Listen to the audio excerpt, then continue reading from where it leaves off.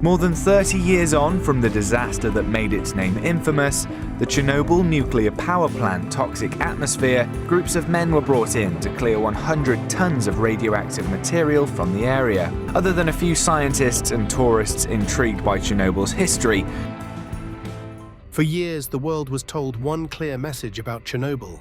This place is dead. A land poisoned beyond repair.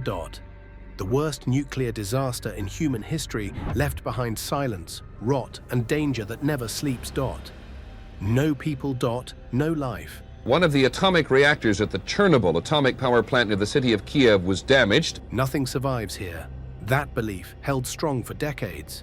Scientists warned against entering. Maps were marked in red. The forests were labeled unsafe. The ground itself was considered a threat. Yet something didn't add up. Not because of rumors, not because of hope, but because of what cameras began to record when no one was watching. Hidden, deep inside the exclusion zone, motion-activated cameras captured movement where there was supposed to be none. Shadows crossing frozen roads, eyes reflecting light between broken buildings, shapes moving through forests are still carrying radiation. What they revealed shocked researchers and forced new warnings to be issued. Because the footage wasn't just surprising, it was unsettling. If this land is still dangerous, if radiation still lingers beneath the soil, then why is something alive out there? And more importantly, what exactly are the cameras seeing that made scientists say some areas should never be entered again? Stay with us, because what these cameras captured inside Chernobyl challenges everything we thought we knew, and the truth is far more disturbing than silence. The night that changed everything. The story doesn't begin with cameras. It begins with a mistake, a decision that would echo through decades and change everything. Late at night, deep inside Reactor 4, a safety test was being carried out. The workers believed it was routine. They believed it would prove that the reactor could be controlled, that the system was reliable, that humans could tame the invisible force inside the plant.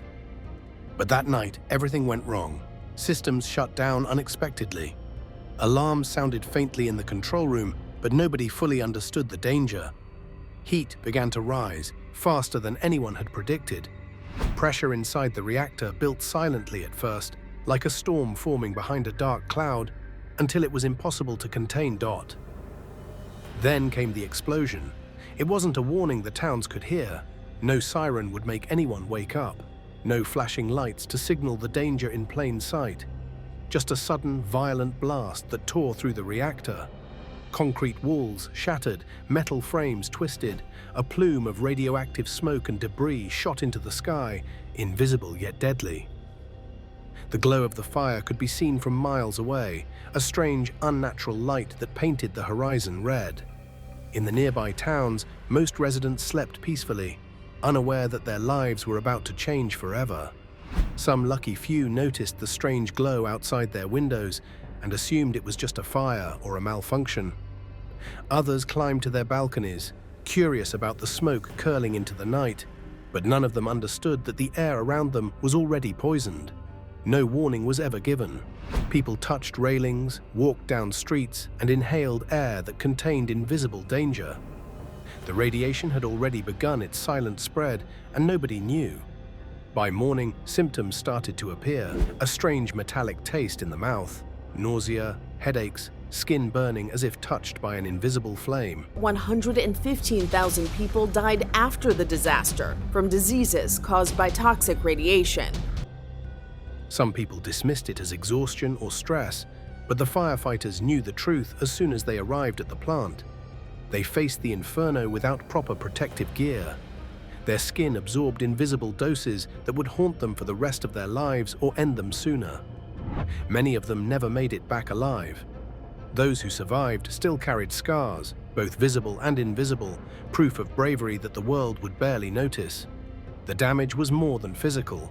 It went beyond buildings, roads, and machinery. It struck at the very trust people had in safety and authority. Emergency plans failed. Warnings weren't communicated. Instructions were vague, often contradictory. Communities began to question whether returning to normal life was ever possible. The disaster transformed an entire region into a forbidden zone. a place where survival was no longer guaranteed. The psychological impact was profound. People living nearby felt a creeping fear that didn't go away with the passing hours. Parents worried about the invisible threat to their children. Children could not understand why playgrounds, once filled with laughter, now seemed distant and silent. Everyone lived in uncertainty, not knowing who might be affected next, or how much damage had already been done. Some turned away from windows, some avoided open spaces, and some didn't leave their homes at all, sensing danger they couldn't see. Even the landscape changed. Trees withered in the red forest, their needles turning a strange reddish hue almost overnight. Birds and small animals vanished. The wind seemed quieter, heavier. Roads and buildings, once part of a bustling community, began to feel abandoned. Time itself seemed to pause in Pripyat and nearby towns. Life was present, yet everything had stopped. The region had become a monument to human error, a place where silence replaced daily activity, where emptiness replaced the sound of life. And yet, in the midst of that silence, the reactor continued to emit danger. Radiation spread unpredictably, some areas worse than others, and nobody could safely enter to fully assess the scale. The authorities were forced to evacuate the population, instructing them to take only essential items. Many believed it was temporary. They left their homes as they were, thinking they would return soon. Toys stayed on beds, books lay open on desks, plates sat untouched on tables. But the return never came. The temporary evacuation became permanent. Buildings began to decay. Roads cracked, paint peeled from walls, and the Ferris wheel in the city park froze in time, a symbol of innocence lost. The night of the explosion didn't just destroy a reactor, it destroyed a sense of security. It created an invisible enemy that no one could fight directly. It left people unsure if their lives would ever feel normal again. And it set the stage for decades of observation, research, and the silent return of nature to a land where humans were no longer welcome. A city left behind.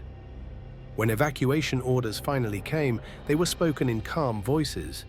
There was no panic in the message, no urgency that matched the danger in the air. Officials told residents to leave their homes for a short time.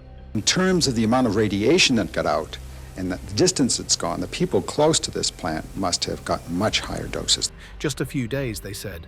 Bring documents. Take only what you truly need. Everything else would be waiting. People believed it because they wanted to. Believing made leaving easier. Apartments were locked, not abandoned. Windows were closed. The lights were switched off. Parents told their children they would be back soon. Many left food on tables, laundry half done, and beds unmade. Toys were left where they had fallen. Pets waited by doors, confused by the sudden movement. Schools emptied without warning. Books lay open on desks, lessons frozen mid-sentence. Pripyat, once full of noise and routine, went quiet in less than a day. Buses rolled through the streets, one after another. People looked back as they left, expecting to return. They did not know they were seeing their homes for the last time. Days passed with no return. Days turned into weeks. Weeks stretched into years. Time moved forward, but the city did not. Without people, buildings began to change. Paint peeled from the walls, windows cracked under the weather and neglect. Rain found its way inside, soaking floors and stairwells. In winter, snow drifted through broken doors. In summer, plants pushed up through sidewalks and into hallways. Trees grew where playgrounds once stood. Vines climbed walls, reaching windows that would never open again. The Ferris wheel in the amusement park remained still. It had never carried its first riders. Rust slowly spread across its metal frame, while leaves collected beneath it season after season. Roads faded as grass broke through the asphalt, street signs tilted. Bus stops stood empty, serving no one. This wasn't destruction caused by fighting or fire. There were no blast marks on the walls, no rubble from bombs. It was something quieter, a pause without return. In the surrounding land, the changes were faster and more unsettling. Pine trees near the plant began to turn red soon after the explosion. Needles lost their green color and fell away. Birds disappeared, insects vanished. The forest earned a new name, the red forest one of the most contaminated areas on Earth. The soil held radiation, the trees absorbed it, the air itself carried danger. Humans were removed, but the damage remained. Silence spread across the city and the forests around it. Without engines, voices, and footsteps, the area felt frozen in time. Sound traveled farther. Wind moved through empty streets without resistance.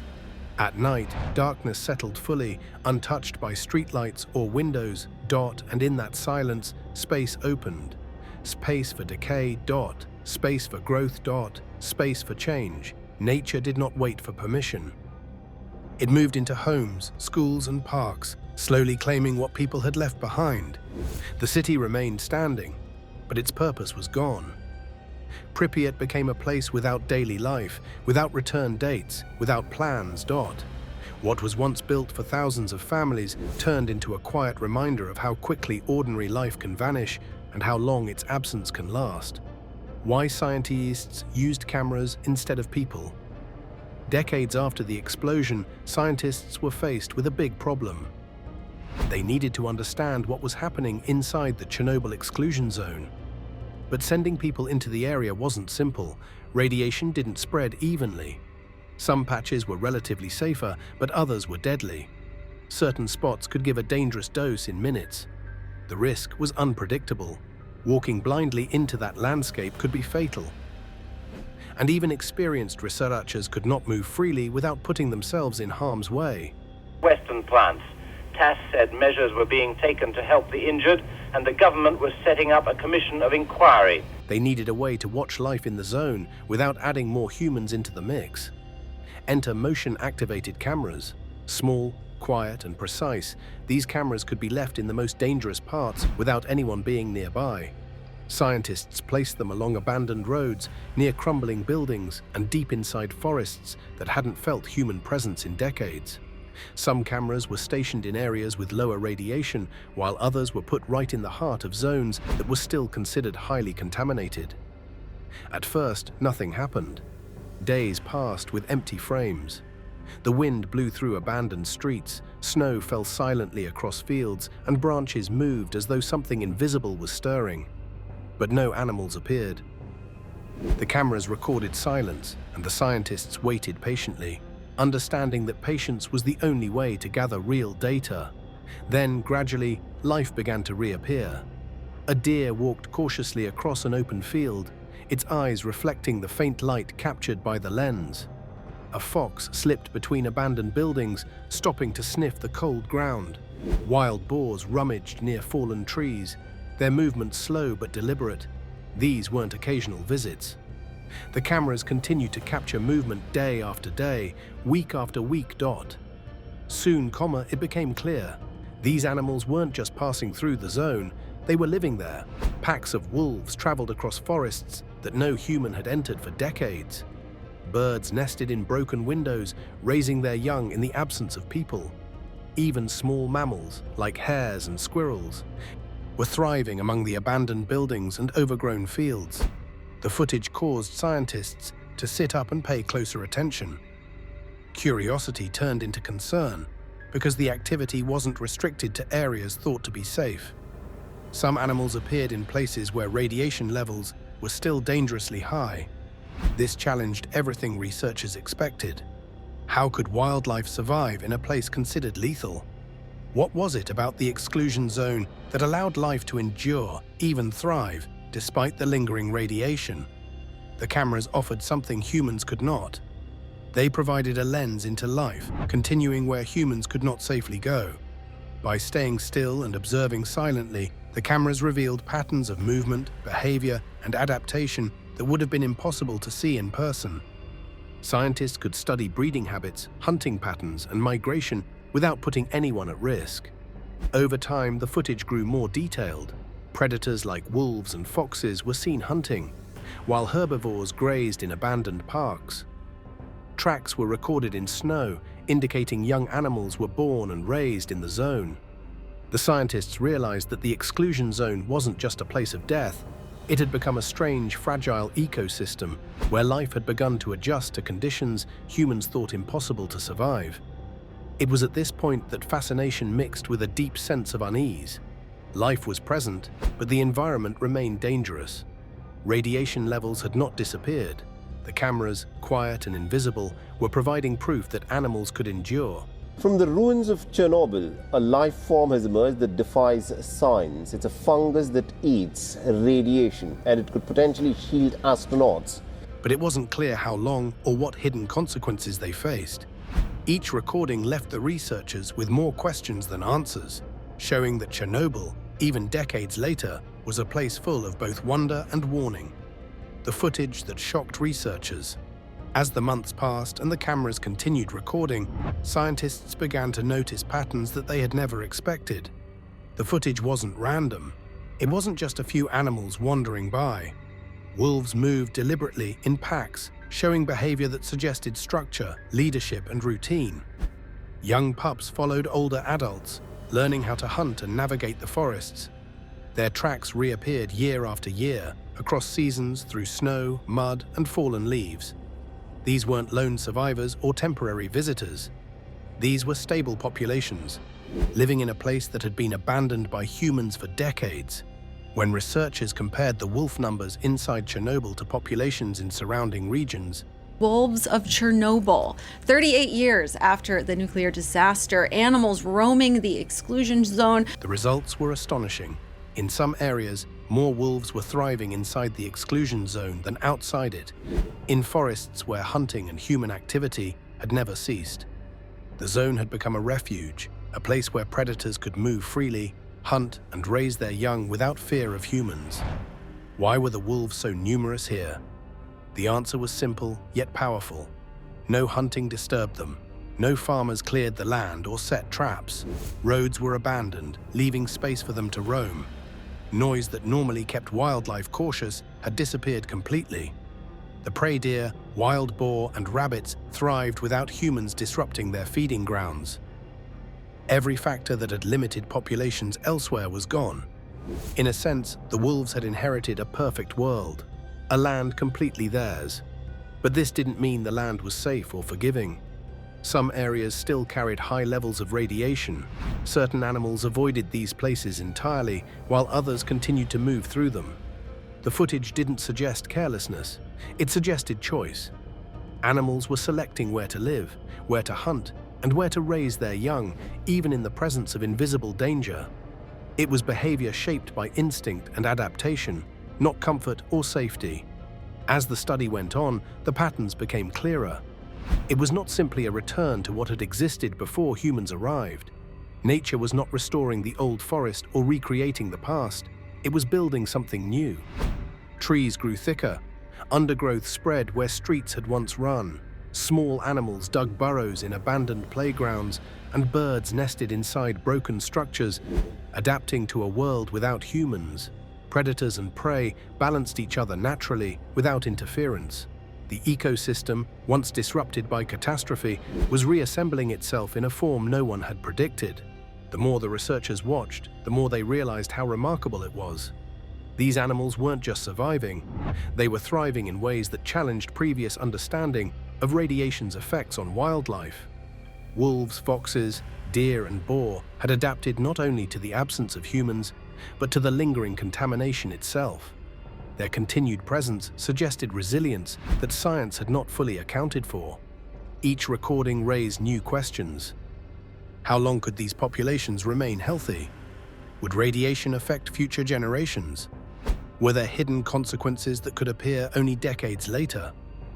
The cameras provided answers in part, but they also reminded scientists that Chernobyl remained a place of uncertainty, a living laboratory of life under extreme conditions. What had started as empty frames slowly revealed a story of survival, adaptation, and unexpected abundance. Wolves patrolled territories, young animals learned the ways of the forest, and the exclusion zone emerged as a rare and unique sanctuary. But amidst the wonder, there was caution. This was a world created by disaster, not choice. Life had returned, but it was not free from risk. Nature was not returning to the past. It was writing a new chapter, one that humans could only watch from a distance. Through silent lenses that captured a world both beautiful and dangerous. DNA changes, and a new warning. Once researchers had understood how animals were moving and surviving in the exclusion zone, their curiosity pushed them further. Movement and behavior were just part of the story. To truly understand how life endured in such a radioactive environment, scientists needed to look deeper inside the animals themselves. They began collecting blood and tissue samples, focusing especially on wolves, which had become one of the most visible and stable populations in the zone. These were animals that had lived their entire lives surrounded by lingering radiation. The findings were surprising, even unsettling. Scientists discovered subtle changes in genes linked to the immune system. These were not signs that the animals had developed superpowers or immunity to radiation. Wolves were not invincible. They were not safe in the traditional sense. Instead, the genes suggested that their bodies were adjusting to stress. Some changes might help them survive the conditions, allowing their immune systems to respond to damage more effectively. Other changes were less predictable, possibly carrying costs that might not appear for years, even generations. This distinction was crucial. The animals were enduring, not thriving in a way that made them immune to danger. They were living, but their survival came at a biological price. It reminded scientists that adaptation under extreme conditions doesn't mean freedom from harm. It means life is finding a way, even under pressure. Radiation, even decades after the disaster, still exists in soil, trees, and plants. Some radioactive particles decay very slowly, taking decades or even centuries to disappear. Others remain virtually permanent, shifting over time with rain, wind, and natural soil movement. A path that seemed safe one day could become contaminated the next. For humans, the risks are still very real. A short visit to the wrong area could expose someone to a dose of radiation far higher than what is considered safe for an entire year. Even as wildlife adapted, scientists stressed that the exclusion zone was far from safe for people. Nature had taken back the land, but that didn't erase the invisible dangers lingering beneath the surface. The forests, rivers, and meadows may seem peaceful, but the soil holds reminders of the catastrophe that occurred decades ago. Researchers continue to monitor, measure, and warn. The environment is alive and functioning, yet hazardous. This new understanding changed the way scientists think about life in contaminated areas. Animals were no longer just survivors passing through danger. They were living examples of endurance and adaptation. At the same time, their health and genetic changes revealed that life here came with consequences. Every generation faced challenges. Every adaptation carries questions scientists are still trying to answer. For humans, this serves as a powerful warning. Chernobyl is alive, but it is not welcoming. It has recovered in some ways, but recovery does not mean safety.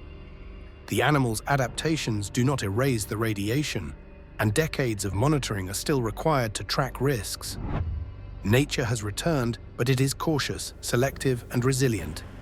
And anyone who enters must respect the invisible hazards that persist. In short, life in Chernobyl continues to astonish, challenge, and warn us. The zone is no longer silent, but it has a voice, a story told through DNA, behavior, and survival, reminding humanity of the cost of disaster and the fragile power of adaptation. Chernobyl was once a symbol of total failure, a warning carved into history, a place where life was supposed to end. Instead, it became something far more complex. Forests grow, animals move, ecosystems function. But beneath that surface, danger remains. Not loud, not visible, just waiting. The cameras didn't prove that the disaster was averted. They proved that life adapts even when it shouldn't have to. This place now holds two truths at once: recovery and risk, growth and damage. And that's what makes it unsettling. Because Chernobyl isn't just a story about the past. It's a reminder of how long our actions can shape the future. If silence can hide survival, then what else might be waiting where humans no longer look? If you found this story powerful, make sure to like the video and subscribe to the channel. We'll continue bringing you real stories that challenge what we think we know. Until next time, stay curious and stay aware.